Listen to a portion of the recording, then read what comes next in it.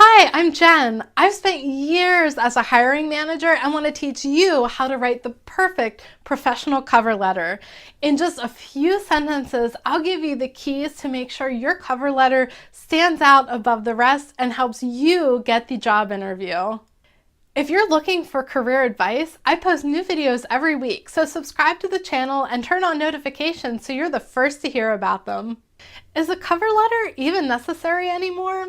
The short answer is yes, even though there's going to be a lot of cases where no one reads it. So let me tell you why you should still write it, even though a lot of managers tend to skip over it. If we go back to why cover letters became a thing, it was because a decade ago, it wasn't uncommon for job postings to be done in a newspaper or on bulletin boards in the community. So when you were sending your resume or your application in for a role, you really needed to tell the person why you were sending it, what position you were interested in. Now that so much hiring is done online, the majority of the initial steps are done online at most companies, whether small, medium, or large. In many of the systems that are used to manage the hiring manager gets two different documents, one for your cover letter and one for your resume. So a lot of people are inclined to just go to the resume because that's where the meat of the information should be. That's really where most of the content's going to be. But there is still a very valuable place for having a professional cover letter. There are cases where you're going to be asked to email the hiring manager or email HR with your resume for certain positions, and sometimes they'll ask for specific things in the cover letters. Even if you're not asked for it, even if you're submitting online in the system, I'd still suggest going ahead and writing that cover letter. The keys I'm going to teach you for writing this are going to make it so simple, it's literally going to take you a few seconds to put it together, and it adds a little bit of extra polish, even if in some cases it won't be read. Chances are someone along the way is going to read it, so having a good professional cover letter is definitely a must. Let's get into what a professional cover letter looks like, and I'll give you the exact script you should use when you write your next cover letter. I'm a big fan of cover letters that walk the line between formal and informal. I don't think that your cover letter needs to feel super stiff. In very few cases does it need to be overly formal, and you also don't want to err the other way and go too informal. It's definitely better to go too formal versus informal, but you don't need to speak in a way that is super uncommon for anybody to speak or write today. The reality is we do a lot of written communication, and your cover letter gives a little bit of a clue into whether you're able to communicate professionally or not. When you're writing your cover letter, or if you're sending an email that has your resume and you're essentially putting the cover letter in the body of the email, there's a few things that you're trying to communicate. Why you're contacting them, a little bit about how you're going to help them, and your interest in the position. So obviously you have some sort of interest since you're applying, but you would be surprised at the number of cover letters I've seen where somebody didn't even take the time to make sure they were attaching the right cover letter, and it said, "I'm writing about your buyer position when I was hiring for an analyst." Clearly they didn't take the time. I've had people put the wrong company on the cover letter. This might seem like a surprise, but it actually happens way more than you would think. So even those little pieces of getting them right goes an extra step to show that you're interested in the role you're applying for. I mentioned that there are three things that you want to convey in your letter.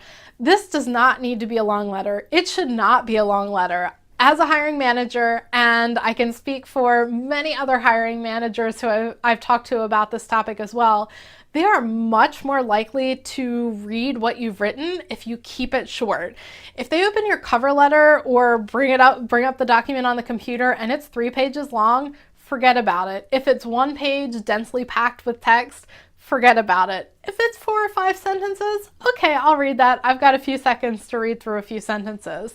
So don't take a lot of time in writing this. Don't feel like you need to put everything in this cover letter. Unless there's something specific that you're asked to talk about in the cover letter, 4 to 5 sentences is all you'll need. So let's look at what those 4 to 5 sentences should contain. First, Start out with a greeting. Dear hiring manager, to whom it may concern. I think a really nice touch is if you take the time to find out who the hiring manager is. And this may or may not be possible. In some cases, you're not going to be able to find it, but especially if the company's smaller or you're in a very specific niche or you're connected to someone that told you about the position, you may be able to find out the person's name. If you do, put it in there. Anytime that that's happened, and it's been very infrequent in my experience, I know that that candidate took some time to actually find out about the job. They're really interested. It tells me they've done a little bit of homework on what they're applying for, and that's always a good thing to hiring managers. It's so common for people to kind of send out mass amounts of resumes that you don't always know when candidates are really interested or if you're just one of 50 other applications they might have sent out that day. So if you can find the hiring manager's name, great. If you can't, don't worry about it. Now, let's get into the body of the letter. We're going to break this down into 4 sections. So the first section, 1 paragraph, 1 sentence. I'm very interested in your open position for blank. So if you're applying for an analyst, I'm very interested in your open position for the analytics role. You know how I mentioned that sometimes I have people that don't pay attention? Pay attention here. I would much rather not have a cover letter than have one where someone didn't take the time to make sure they put the right job title in. So use the title that's on the job posting, put it in there. 1 sentence, easy. Great. Okay, next paragraph. And again, 1 sentence. My X years of experience in blank make me a strong candidate for this role. So put in how many years of experience do you have? If you don't have any, maybe you leave that off. But a lot of people, most people are not applying to entry-level jobs. There's certainly a group of people every year that are. So if you're one of those, leave this off your cover letter. But if you have experience, mention it. I have 5 years of experience in analytics research, which make me a strong candidate for this role. Perfect, boom, you've highlighted your top criteria, your 1 summation of why you're a good candidate for the role. Now, the next thing we want to do is direct them over to your resume. A lot of people will try to pull some key points from their resume and put them in the cover letter, but your cover letter doesn't really need those reasons. You really want someone to go over to your resume and read all of your criteria there that you've put together for them so they can understand how you're a good candidate. By pulling out a few key points, if for some reason those points don't resonate with the person reading your cover letter, they're not going to go look at your resume. So you want to set it up in a way that immediately gets them to the content that you've put together to tell them why you're the perfect fit for this role. Here's what you're going to say in that 3rd sentence. I've highlighted my key qualifications for this role as well as my career profile on the top of my resume. It's as simple as that. 1 sentence, directing them over to your resume, letting them know, hey, I've even pulled out the most important pieces and put them at the top of my resume. If you don't have a resume that's set up like that and you need some help with it, I've linked below to services I offer and training I offer to help you get the perfect resume. Now, it's time to close out the cover letter. And again, new sentence, last sentence, I look forward to speaking with you about this position. Simple as that. You don't need to put anything else in it.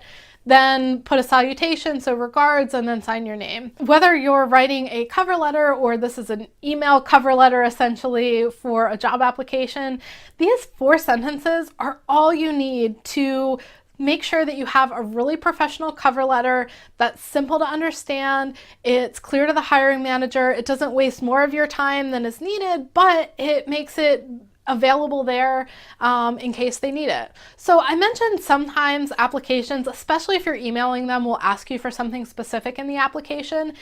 If that's the case, input that information after that 3rd paragraph. So before saying, I look forward to speaking with you about this position, go ahead and insert it there.